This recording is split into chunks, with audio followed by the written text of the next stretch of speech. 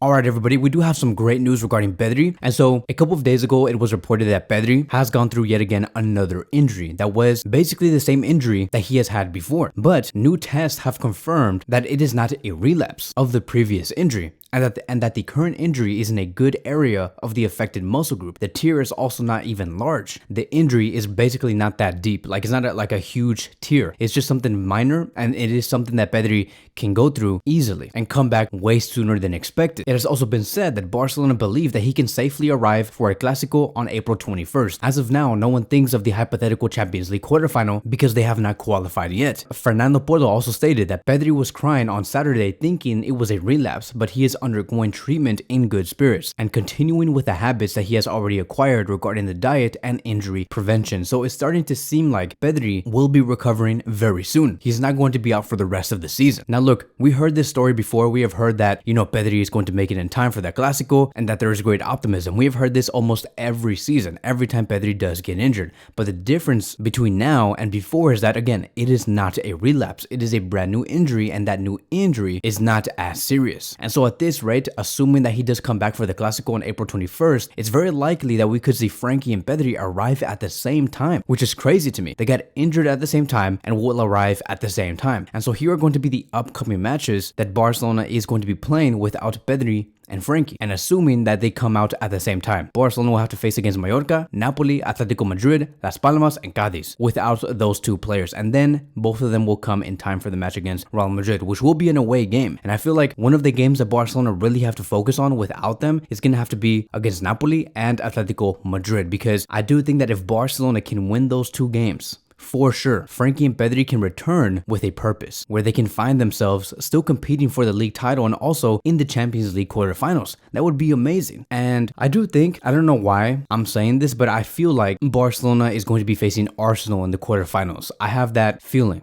And I hope that they do, because I feel like there is unfinished business between these two clubs. And there is also something so poetic about seeing Barcelona face Arsenal in the quarterfinals. And again, that's assuming that Barcelona go through Napoli, but I feel like this could be the path that Barcelona is going down to. And one of the reasons why I'm even talking about Arsenal is because there's also been a lot of talks about Arsenal's manager, Mikel Arteta, maybe coaching Barcelona one day. And it says here, according to Relevo, that Barcelona have contacted Mikel Arteta. Joan Laporta and Deco like him very much, despite Arteta saying a few weeks ago that he isn't opening on leaving. Relevo can confirm that Barcelona have called him. However, the process is seen as complicated because of his contract with Arsenal until 2025. Now, let me make this very clear. Barcelona only called Arteta to understand his situation. It's not like Arteta is negotiating with Barcelona on trying to find a deal, or that Arteta is pushing for a move to Barcelona. None of that is happening. It's just that Barcelona have reached out to Arteta and his camp to understand how he thinks about his current situation at Arsenal, and that's basically it. Now, Arsenal appointed Arteta back in 2020, so they have had him for quite a while. Arteta did take some small losses in the beginning when he first coached Arsenal after coming out from Man City as the assistant manager under Pep Guardiola, but he eventually rose Arsenal from the dead after like the second or third season, and he turned Arsenal into monsters in the Premier League. Even though he has not won a Premier League yet, he was always in the conversation, and before Arteta, Arsenal were never in the conversation. But now today, we can say that yes, Arsenal can be maybe Champions League contenders, and they can also definitely be Premier League contenders. And thanks to Arsenal giving Arteta the time to flesh out his vision, Arteta has been considered as one of the best coaches in the world as of now. And it's crazy to even hear this, because I feel like, like unlike at Barcelona gave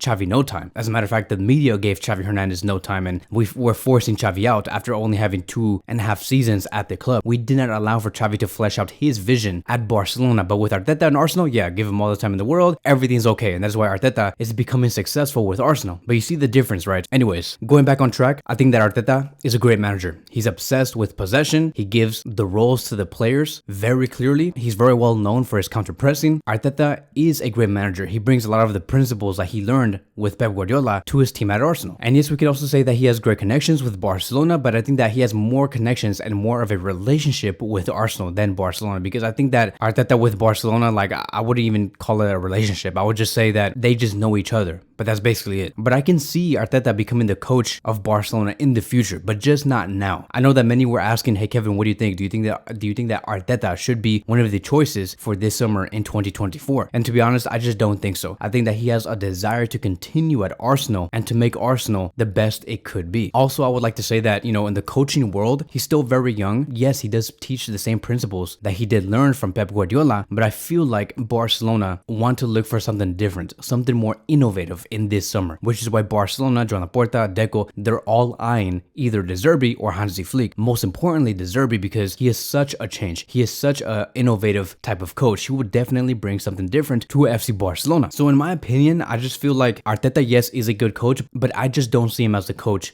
of this club, especially not until maybe 2035, 2036, maybe around that time we can see Arteta maybe have some links with the club. But as of now, no. I think that we need to introduce our new coach, whether it's De Zerbi or Hansi Flick, for these next 3 years. And then honestly, I think that Xavi Hernandez will make his return, very similar to Zidane, who also made his return, right? Like, these coaches can make returns to certain clubs. I think that Xavi Hernandez will be one of them with Barcelona. I do think that Xavi will eventually come maybe in 2030, and hopefully for a better spell, and with Barcelona being in a much better financial situation. Moving on towards the next conversation, now I do want to speak about Dybala. Now, I know this is going to sound crazy, but yes, there has been links between Dybala and Barcelona, and it says here, according to sources within Spain, that Dybala has been offered as an offensive reinforcement. He has a 12 million euro release clause, and his wish would be to play in Spain. Barcelona don't see him as a priority, but recognize that he's an option. Now, the reason why Dybala is being linked to Barcelona is because he's having a great season with Roma right now. He has played 19 matches with Roma in the league so far, and he has scored 12 goals and provided 7 assists. That is really, really good. He's having 1 goal contribution per game at this rate. The coach of Roma, De Rossi, also stated this: Dybala is working hard and at a top level every day. He's a role model. His talent is something different. So many people have been praising Dybala and his current form, and that is why we're starting to see links between Dybala and Barcelona, because Barcelona at one point in the past 7 years wanted Dybala because he is such a great attacker. But here's the thing, I feel like we're 5 to 6 years too late. Dybala is 30 years old, and if anything, in these past 3 years, the only thing that we have been learning is that he is an injury prone. If you look at the injury history that he has had since 2021, he has had literally, I'm not even lying to you, 4 injuries per season. 4, if not even more than that. This season right now, he has already had 4 injuries, and he just came back not too long ago. He had a thigh injury,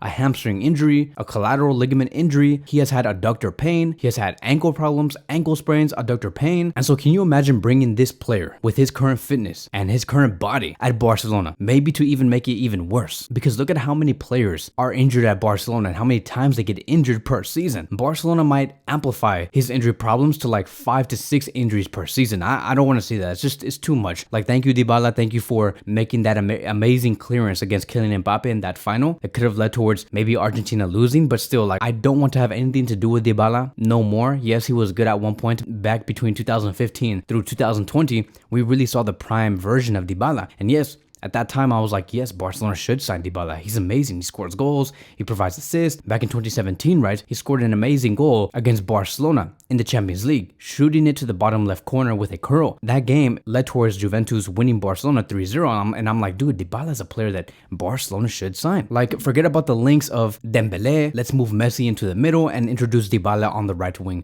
position. That was the conversation at that time, but not anymore. We're just 5 to 6 years too late. There is no reason why Barcelona should make this happen. As a matter of fact, like, if Barcelona really want to have a veteran right winger that plays similar to Dybala, might as well just work on Bernardo Silva from Manchester City, who keeps himself healthy and at a very high level consistently. And so that is it. That is going to be wrapping up today's video. Thank you guys so much for watching, and I will see you guys in the next one.